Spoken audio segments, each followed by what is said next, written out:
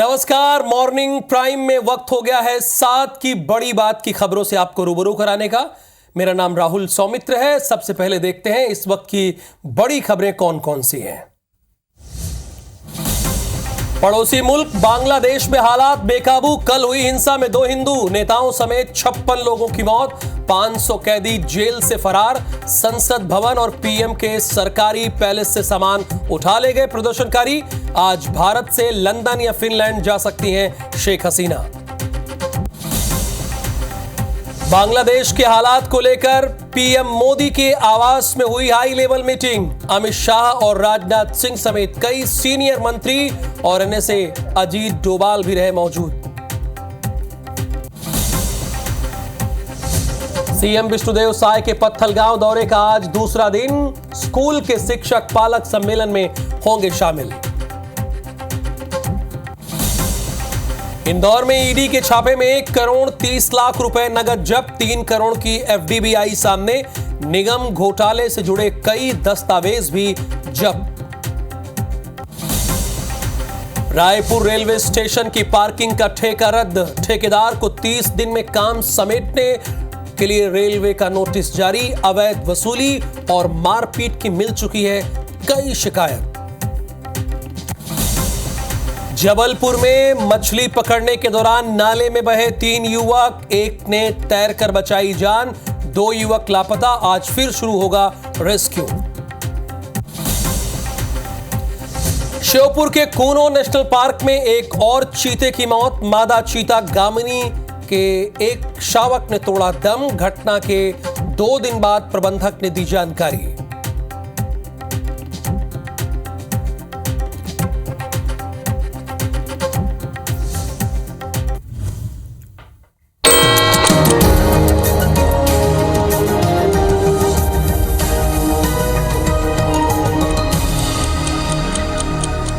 Headlines के बाद अब एक नजर डाल लेते हैं सुबह 7 बजे की 7 वो बड़ी खबर कौन सी है जो आपको जानना बेहद जरूरी है। पहली बात करेंगे अपने पड़ोसी मुल्क बांग्लादेश की। बांग्लादेश में हुई हिंसा की पारदर्शी जांच, ये यूएसए ने कहा है। दूसरी बड़ी खबर, इथोपिया में भूस्खलन से 13 लोगों की मौत हुई है और कई लोग लापता हैं। तीसरी बड़ी खबर, फिजी की राजधानी सुआ पहुंची हैं राष्ट्रपति द्रौपदी मुर्मू। उनका भव्य स्वागत हुआ है। चौथी बड़ी खबर, ब्रजभूषण यौन उत्पीड़न मामले में आज राउज एवेन्यू कोर्ट में सुनवाई इनकी होगी।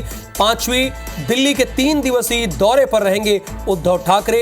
INDIA के नेताओं से मुलाकात करेंगे। छठी खबर, पेरिस ओलंपिक जुड़ी हुई है। हॉकी में भारत वर्सेस जर्मनी का सेमीफाइनल मुकाबला आज है। और 7वीं बड़ी खबर, पेरिस ओलंपिक जेवलिन थ्रो में नीरज चोपड़ा किशोर जेना का क्वालिफिकेशन राउंड होगा। और अब खबरें डिटेल में अपने दर्शकों को बता देता हूं। तो सबसे पहली और अहम खबर तो यही है अपने पड़ोसी मुल्क बांग्लादेश से, क्योंकि वहां के हालात बहुत सामान्य नहीं है, बेकाबू हो गए। अभी इंडियन एयरबेस के पास शेख हसीना मौजूद है, ये हम आपको आधिकारिक जानकारी दे रहे हैं। आज लंदन या फिनलैंड जा सकती हैं शेख हसीना।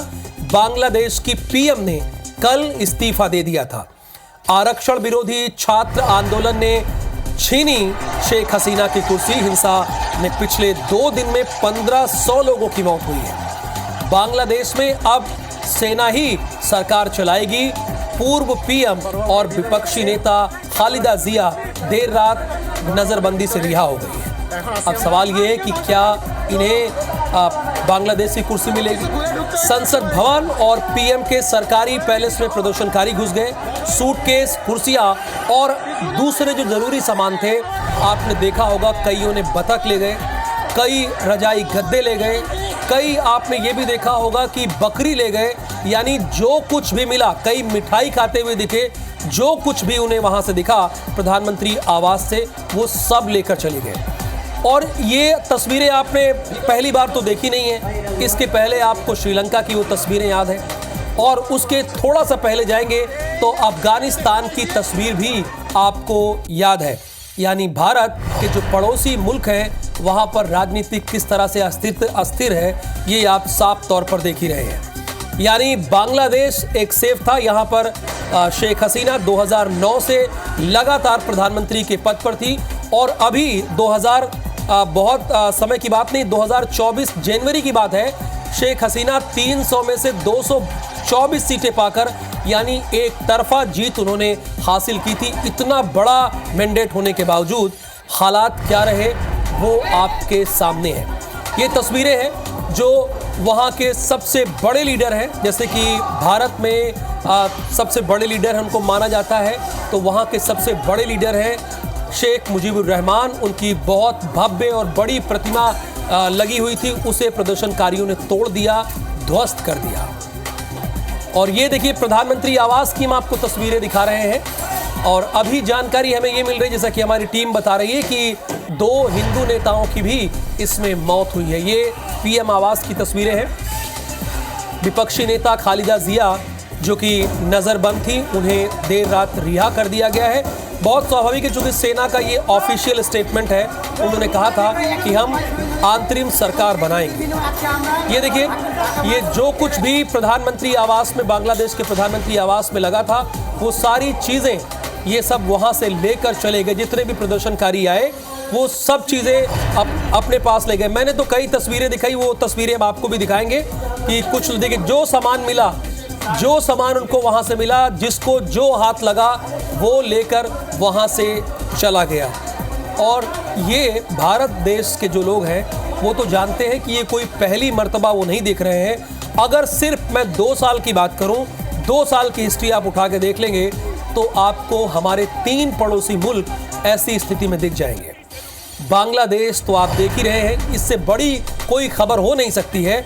इसके पहले अगर आप देखेंगे तो श्रीलंका जो कि हमारा पड़ोसी मुल्क है, वहाँ भी कुछ ऐसी ही स्थिति बन गई थी, बल्कि इसी तरह की स्थिति थी। और आपने ये भी देखा कि किस तरह से अफगानिस्तान में भी ऐसी स्थिति आपने देखी।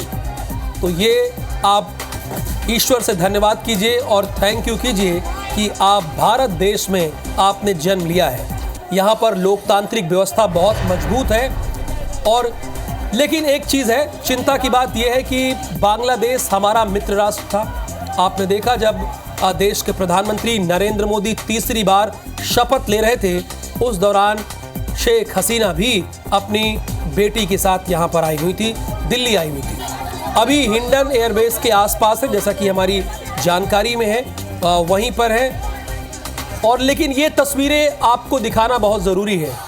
ये तस्वीरें बहुत ही इम्पोर्टेंट है, आपको दिखाना ज़रूरी है कि किस तरह से बांग्लादेश में कल हालात बेकाबू हो गए। और सबसे बड़ी बात यह है कि सेना के जवान वहाँ पर मौजूद हैं, लेकिन किसी ने भी कुछ नहीं बोला, किसी ने कुछ नहीं कहा कि आप लोग ऐसा क्यों कर रहे हैं। वो सब सिर्फ देखते रहे, मूक दर्शक बने रहे।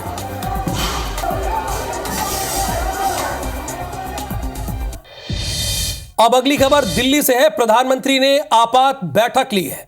बांग्लादेश के हालात पर बैठक है। पीएम आवास में जो शीर्ष नेता हैं, अधिकारी हैं, उनके साथ बैठक है।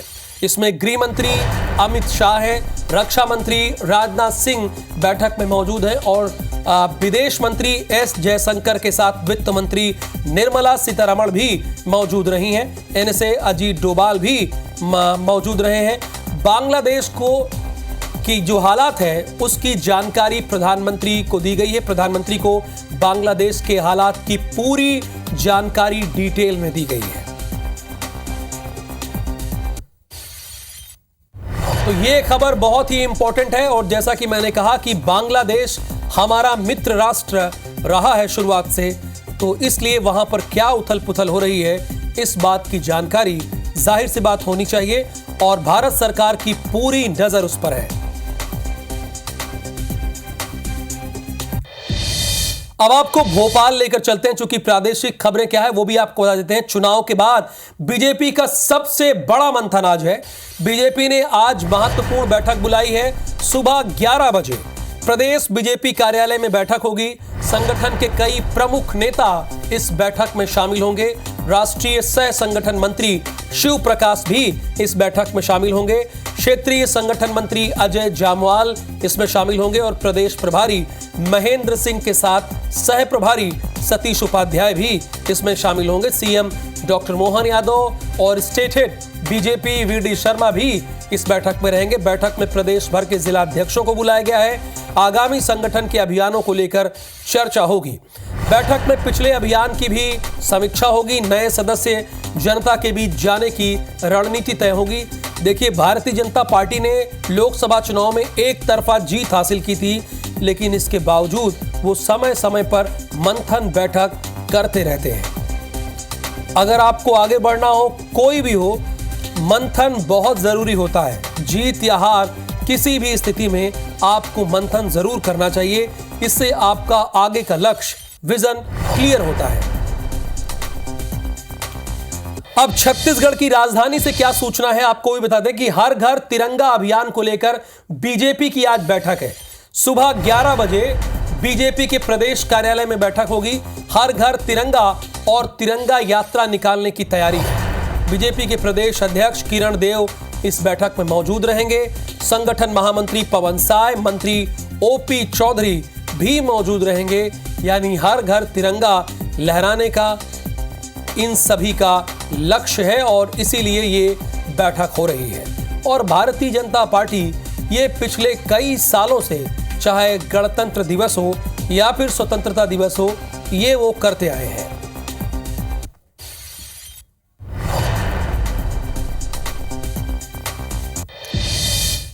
जैसा कि हमारी टीम का ये मानना है कि सीएम का क्या कार्यक्रम है, ये आपको पता होना चाहिए।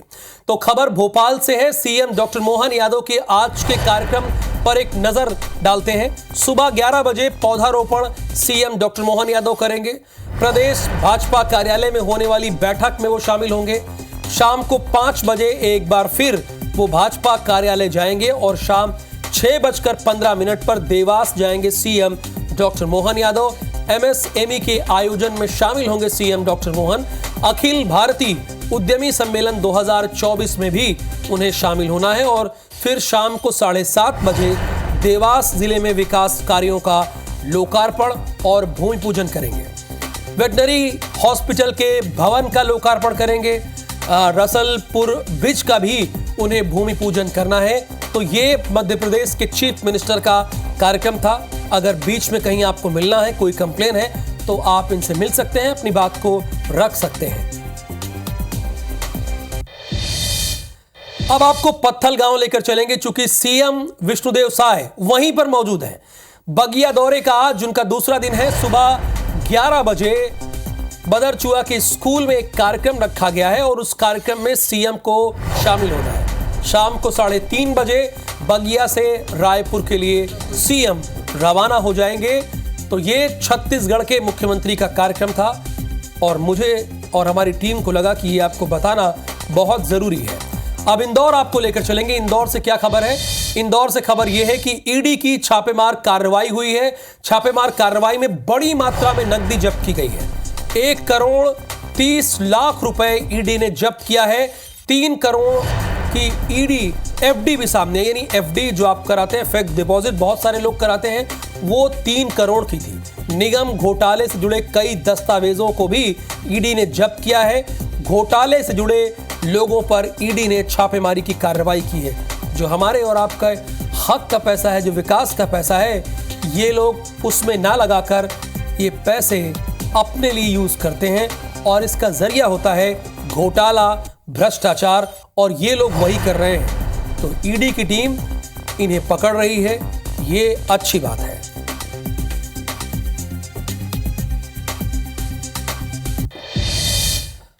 अगर आप रायपुर के रेलवे स्टेशन पर गए होंगे तो एक चीज से बखूबी वाकिफ होंगे। यहां का जो पार्किंग का ठेका है वो भ्रष्ट था पूरी तरीके से और इसीलिए उसे रद्द कर दिया गया।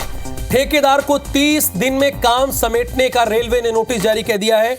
ठेकेदार से कहा कि 30 दिन के अंदर तुम अपना बोरिया बिस्तर समेट लो। अवैध वसूली और यात्रियों को छोड़ने आने वालों के साथ मिल रही थी मारपीट की कंप्लेन।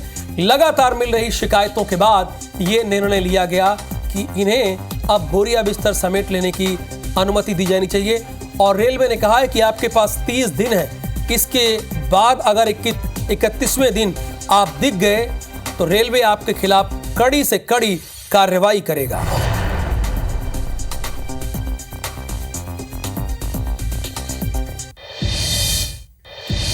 जबलपुर से एक खबर है, नाले में मछली पकड़ने के दौरान 3 युवक बह गए। एक युवक ने तैर के अपनी जान बचाई। 2 युवक अभी लापता हैं। अंधेरा होने के कारण रेस्क्यू ऑपरेशन रुका है। सुबह एसडीआरएफ और गोताखोरों की टीम तलाश करेगी। बेलखेड़ा थाना क्षेत्र के हिनोतिया गांव का यह मामला है। देखिए, अभी बारिश का सीजन है, ऐसे में नदी और नाले के किनारे आप अगर जाएं भी तो बहुत सावधानी बरतनी चाहिए। पहली बात तो आपको जाना ही नहीं चाहिए। अगर जा भी रहे हैं तो बहुत सावधानी बरतनी चाहिए। देखिए, एक तो तैर कर निकल गया। अब आप सोच रहे होंगे कि ये खबर आप क्यों प्राथमिकता के साथ दिखा रहे हैं, क्योंकि ये गलतियां आप लोग बार बार कर रहे हैं, इसीलिए हम ये जानकारी आपको दे रहे हैं। कल भी हमने एक जानकारी दी, deputy chief minister Arun Sao का भांजा कैसे अपने कुछ दोस्तों के साथ गया था और वो डूब गया। तो बारिश का सीजन है और ऐसे हालात में आपको नदी और नालों के आसपास नहीं जाना चाहिए। बैतूल में प्रशासन की लाख चेतावनी के बाद भी ग्रामीण नदी नालों पर बाढ़ के पानी से गुजरने से बाज नहीं आ रहे हैं। देखिए, इसीलिए मैंने आपको खबर बताई। ये जो तस्वीरें आप देख रहे हैं, चिचौली थाना क्षेत्र के बोड़ ग्राम का है। ये गांव है जहां उफनाती हुई पहाड़ी ढकनी नदी को पार कर रहा कलेक्शन एजेंट बहने लगा। ये हम तस्वीरें दिखा रहे हैं कैसे बहने लगा, जिसे पास खड़े ग्रामीणों ने जान जोखिम में डालकर बचा लिया। हो सकता है कि आपके साथ ऐसे लोग ना मिले, इतने हिम्मती लोग ना मिले। पूरा घटनाक्रम का वीडियो अब IBC24 के जरिए वायरल हो रहा है। एक बार फिर से हम आग्रह करें कि ये तस्वीरें आपको दिखाएं। देखिए किस तरह से ये दुस्साहस करने की कोशिश कर रहा था और उसके बाद बहने लगा। ये तो कहिए वहां पर बड़ी संख्या में लोग थे और उसे बचा लिए। तो मैंने शुरुआत में ही कहा कि आपको बहुत ही सावधानी बरतनी चाहिए। अगर ऐसी स्थिति है तो वहाँ से मत गुजरिए, कोई लंबा रास्ता ले लीजिए। भले ही आपको लगे कि ये तो मेरे घर के पास ही है, आधे किलोमीटर की दूरी पर है या 1 किलोमीटर की दूरी पर है, मैं 10 किलोमीटर चल के क्यों जाऊँ, तो चल लीजिए, इतनी थोड़ी सी जहमत उठा लीजिए।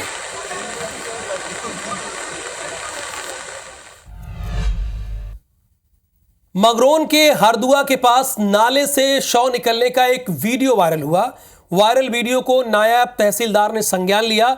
बटियागढ़ नायब तहसीलदार ने कहा है कि वीडियो सामने आया है, इसकी जांच की जा रही है। उन्होंने ये भी बताया कि ग्राम पंचायत हरदुआ में खेत में रविवार शाम खंजू अहिरवार की बीमारी से मौत हो गई थी, जहां बाढ़ के कारण परिजन जलस्तर कम होने पर सुबह शव ले आए और अंतिम संस्कार किया। वहीं परिजनों ने गांव में मुक्तिधाम और निकलने के लिए रास्ता नहीं होने की बात भी कही है। अंतिम संस्कार के लिए पानी में से निकलना पड़ता। नाला है, वो बोलते उसको नड़वा बोलते हैं, नड़वा। वहाँ कल पानी गिरने से लिए कल अंतिम संस्कार नहीं किया। आज सुबह 10 बजे अंतिम संस्कार किया। कमर तक पानी था। वहाँ मुक्तिधाम के लिए भी जमीन नहीं, निकलने के भी रास्ता भी नहीं है। क्योंकि क्षेत्र में अधिक वर्षा हो रही थी तो नदी नाले सब उफान पे थे और जो है वो अपने निजी खेत में जो है दाह संस्कार करने के लिए आज सुबह जो है ले जाते हैं। ले जाने का वीडियो है वायरल है और इसकी जो है जांच हम स्वयं जाके कर रहे हैं। और अब अगली खबर सतना से है। मैहर में डैम फूटा है। अमिलिया का मैहर से संपर्क टूटा है। टमस नदी की कैनाल पर बना था ये डैम, बह गई सड़क। पार्वती, अमराल, चंबल और सीप नदियां भी पूरे उफान पर है। अमराल नदी खतरे के निशान के ऊपर बह रही है और यही वजह है कि आपको हम इस बात की जानकारी दे रहे हैं। अगर आप वहां के हैं तो इस बात की जानकारी हो सकता है कि आपको हो, लेकिन सावधान करना, सतर्क करना, ये IBC24 की पहली जिम्मेदारी है।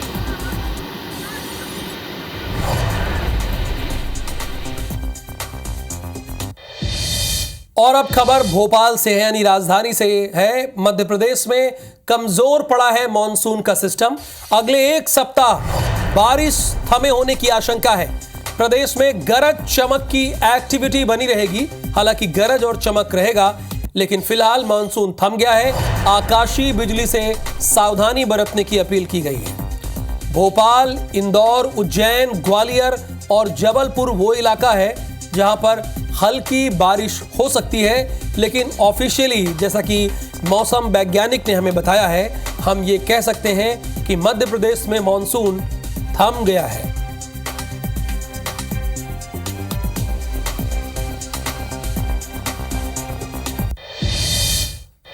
शिवपुर के नेशनल पार्क यानी कूनो नेशनल पार्क से एक दुखद खबर है। मादा चीता गामिनी के एक शावक की मौत हो गई है।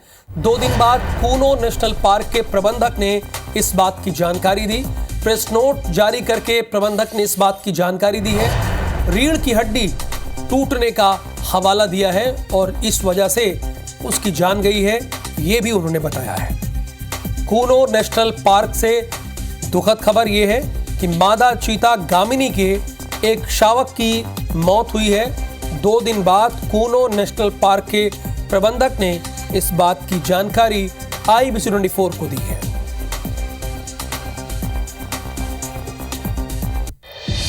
इधर अगर बात करें धमतरी जिले में, तो तेंदुए का आतंक थमने का नाम नहीं ले रहा है। एक बार फिर तेंदुआ ने 3 साल के मासूम को अपना शिकार बना लिया। आदमखोर तेंदुआ मासूम बच्चे को उठाकर अपने साथ ले गया, जिसके बाद से इलाके के लोग बहुत डरे हैं, दहशत में हैं। ग्रामीणों ने तत्काल इस घटना की सूचना वन विभाग को दी, जिसके बाद मौके पर विभाग के अधिकारी, कर्मचारी और सिहावा पुलिस बच्चे के साथ आदमखोर तेंदुए की तलाश कर रहे हैं। बताया तो यह भी जा रहा है कि ग्राम बिरगुड़ी के कोरमुड़ गांव में 3 साल का बच्चा घर के आंगन में हाथ धोने के लिए निकला था। 3 साल का बच्चा था वो। तभी अचानक तेंदुआ बच्चे को झपट कर जंगल की ओर भाग गया। 24 घंटे बाद भी बच्चे का शव नहीं मिला है। वहीं इस घटना को लेकर स्थानीय लोग बहुत आक्रोशित भी हैं। मौके पर जंगल विभाग के अधिकारी, बिरगुड़ी रेंज एवं दुधावा रेंज के सूचना दी गई। वो अपने कर्मचारियों के साथ मौके पर उपस्थित हुए। ब्यास जंगल में तलाश किया गया। तलाश पर अभी नहीं मिला। जंगल विभाग के कर्मचारी अभी भी तलाश में लगे हुए हैं। जंगलों में पानी भरने के बाद हाथियों ने रिहायशी इलाकों का रुख कर लिया है। प्रदेश में कई जगह हाथियों का आतंक देखने को मिल रहा है। जशपुर के बागीचा क्षेत्र में 3 गांव में हाथियों के 2 अलग अलग दलों ने उत्पात मचाया है, जिसमें हाथियों ने फसल को रौंद दिया तो घरों को क्षतिग्रस्त करके अनाज खा गए। जिले बाटूंगा गांव में हाथियों की तोड़फोड़ के दरमियान दंपत्ति ने बड़ी मुश्किल से अपनी जान बचाई। अगर बात सूरजपुर की करें तो हाथियों का आतंक यहां भी जारी है। भारी बरसात के बीच ग्रामीण हाथियों की वजह से दहशत में जीने को मजबूर है। अभी तक हाथियों ने बड़ी संख्या में फसल, मकान समेत कई ग्रामीणों को मौत की नींद सुला दिया है। रामानुजगंज में भी दल से बिछड़े हाथी ने जमकर उत्पात मचाया है। और अगर छतवा गांव की बात करें तो 4 घरों को तोड़ दिया। वन अमला लगातार ग्रामीणों के साथ मिलकर हाथी को जंगल की ओर खदेड़ने का जरूरत है। बावजूद इसके ग्रामीण दहशत में जीने को मजबूर हैं। अगर आप अच्छी नींद ले रहे हैं, सो रहे हैं, तो ये थैंक यू करिए सभी को, क्योंकि वहां के इन 4 गांव में लोग तो सो भी नहीं पा रहे हैं। मध्य प्रदेश के ग्वालियर शहर के चिड़ियाघर की अगर बात करें तो यहां से खबर यह है कि खुशखबरी आई है, गुड न्यूज आई है। चिड़ियाघर गांधी प्राणी उद्यान में बाघ का कुनबा बढ़ गया है। चिड़ियाघर की मादा टाइगर मीरा ने 3 शावकों को जन्म दिया है। इनमें 2 सफेद, 1 पीले शावक हैं। अब ग्वालियर चिड़ियाघर में टाइगर की संख्या कुल 12 हो गई है। यहां 5 सफेद, 7 रॉयल बंगाल टाइगर। प्राणी उद्यान देश का पहला जू बन गया है जहां इतनी बड़ी संख्या में टाइगर मौजूद हैं। वहीं 39 दिन पहले जन्मे 3 टाइगर के शावकों को छोड़ दिया गया। इन शावकों को नामकरण के लिए लोगों से नाम मांगे गए। इन नामों में से पर्ची निकाली जाएगी और जो नाम निकलकर सामने आएंगे उस आधार पर तीनों शावकों का नाम भी रखा जाएगा।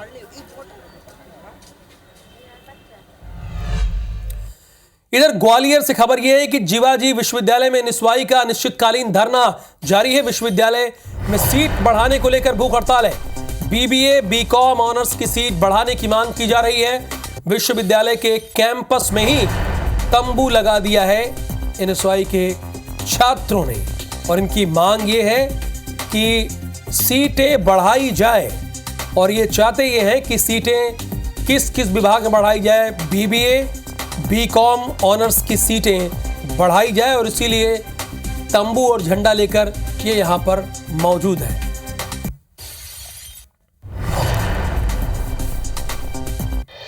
साथ की बड़ी बात का ये बुलेटिन आपको कैसा लगा हमें जरूर बताइए, लेकिन आगे देखिए छत्तीसगढ़ी भाषा में हमर बानी हमर गोठ।